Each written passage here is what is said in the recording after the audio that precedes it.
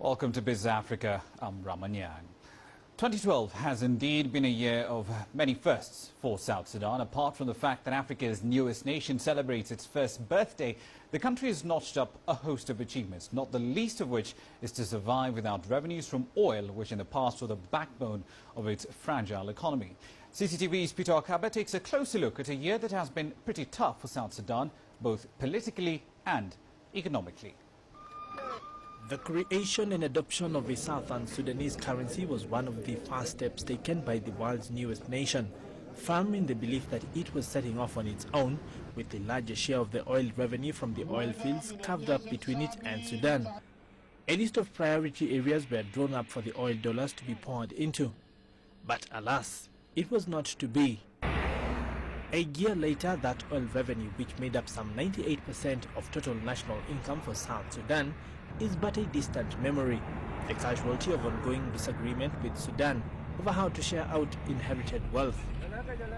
After the dispute got out of hand and with no pipelines of its own and distant plans to lay new ones at least 3 years away, the South turned off the oil taps and killed the goose that laid the golden egg for both the South and the North.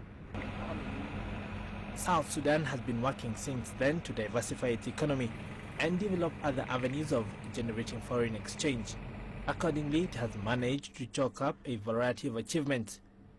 In April of the year 2012, South Sudan, by then the 193rd member of the United Nations, officially joined the International Monetary Fund and the World Bank, becoming the 188th member to do so. This at last was the signal that the whole world was waiting for, that finally South Sudan was being accepted into the realm of economically independent nations.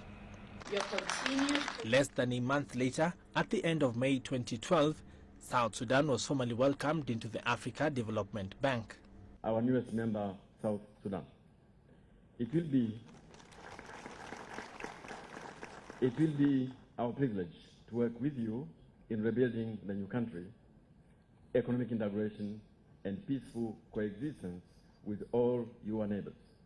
The country has also been working to join the East African Community and other geopolitical bodies. Some members of the Economic Commission for Africa, members of East African Community, and COMESA, and other regional organizations. So the processes are going on. And it has not been easy. The one-year anniversary celebrations come amid belt tightening and severe austerity measures meant to ensure foreign exchange reserves do not run out. Many South Sudanese who have had to pay the daily price will no doubt wonder if this is what they signed up for. Peter Okaba, CCTV.